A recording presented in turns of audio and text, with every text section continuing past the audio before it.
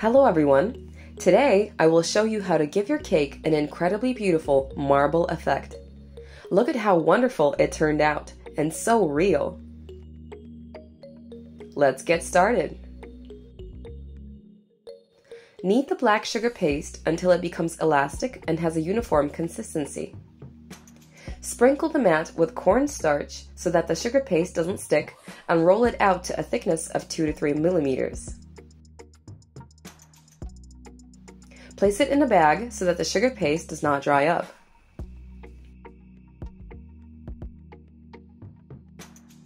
We use black store-bought sugar paste because first, it saves time, and second, it has a rich black color with no additional unwanted shades.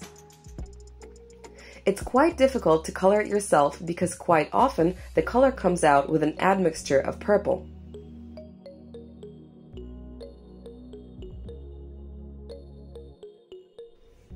For a more realistic effect, we used 2 types of white sugar paste that are designed specifically for cake wrapping. As a basis, we used snow white sugar paste. Such sugar paste does not lose its color even when strongly stretched. Knead it until it becomes soft and elastic and put it away in a bag.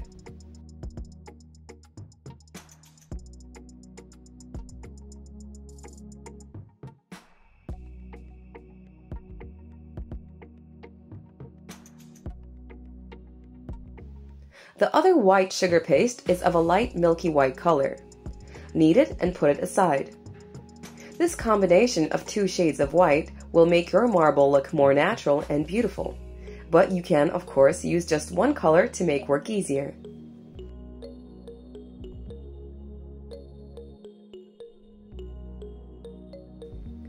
Take the snow white sugar paste out of the package. Tear off small pieces and spread them out on the mat randomly to form a circle.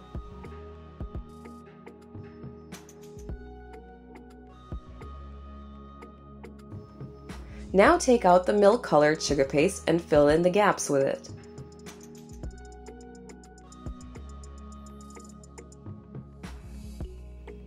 Then take out the black sugar paste and cut it into random pieces.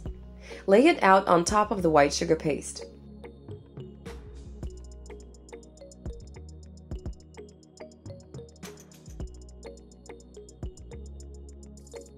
Press it down with your hands so that the sugar paste joins together.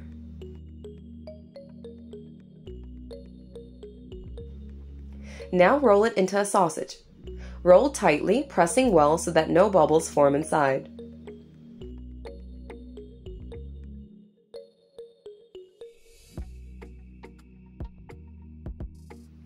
Once the sausage is ready, roll it a little and bend it in half.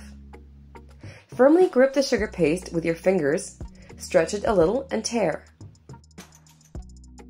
Then join the pieces together and tear once more.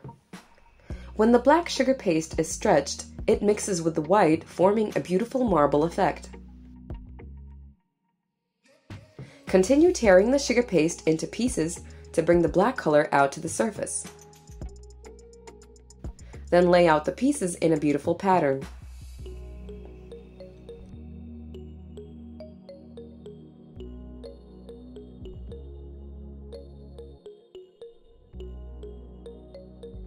Dust the mat with starch and begin to roll out the sugar paste. It must be constantly rotated so that it does not stick to the mat and has an even thickness. Roll it out to a thickness of 3 to 5 millimeters. If you do not yet have experience covering a cake, it's better to stop at a thickness of 5 millimeters, because the thinner the sugar paste, the more difficult it is to wrap the cake. If bubbles appear, you can remove them by pinching them with your fingers. After you've rolled out the sugar paste a little, you can turn it over and look at the pattern on the other side. Choose the side which you think is more beautiful and lay the sugar paste this side up. This will be the front side.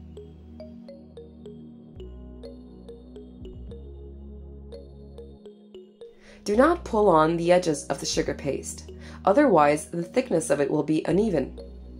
Gently lift it up, placing your palm underneath and turn it over. If you have difficulty rolling out the sugar paste, add some more starch. For a large sheet of sugar paste to not get deformed while you are starching the mat, you can wind it on a rolling pin. When your sugar paste has almost reached its desired thickness, roll more carefully and attentively, making sure that the rolling pin is not leaving any traces. Compare the patterns on both sides once again, choose which side will be the front side for the final time, and take out the cake or dummy that you are planning to wrap. We chose to wrap a dummy and went over it with a thin layer of neutral gel with the help of a brush. If you are covering a real cake, you won't need to do this, but the cake should be covered in frosting suitable for being further wrapped in sugar paste, like ganache or buttercream.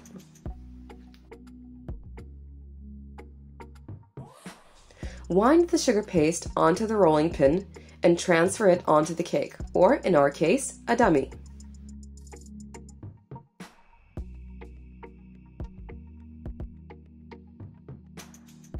Take a smoother and smooth out the top of the cake. Then move on to the sides. Smooth out the folds to the side and press the sugar paste onto the cake. If you're working with a real cake, work quickly. Speed is very important at this stage. The cold from the cake can make the sugar paste harden, and it will then become less pliable and elastic, and might crack or tear. Frozen sugar paste cannot take on other shapes well or be smoothed out, so I first recommend practicing on a dummy.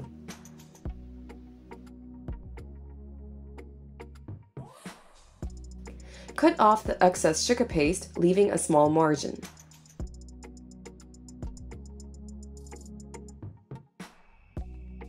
Take 2 fondant smoothers and begin to smooth out the cake. Start with the sides. Cut the excess sugar paste off once more with a knife.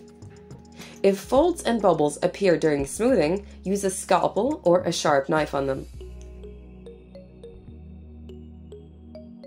Bubbles can be pierced and folds can be carefully cut off. Then smooth again with the smoother. This design is perfect for those who have never covered the cake in sugar paste. Even if something goes wrong and there are small defects, the marble pattern will hide them perfectly.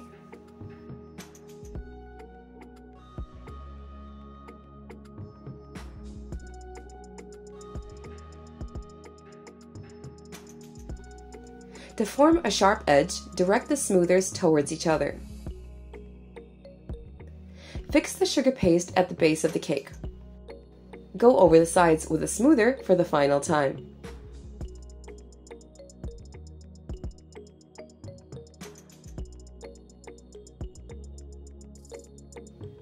Look at how beautiful our marble cake turned out. Very elegant and neat. Our marble came out black and white. But you can also make beige, blue, or even pink using the same principles. Search the internet for photos of real marble for inspiration by color. Search the internet for photos of real marble to get inspired by its color and pattern. If this video was useful for you, let me know. Your feedback inspires me to invent and shoot new videos like nothing else does. Bye bye, see you soon!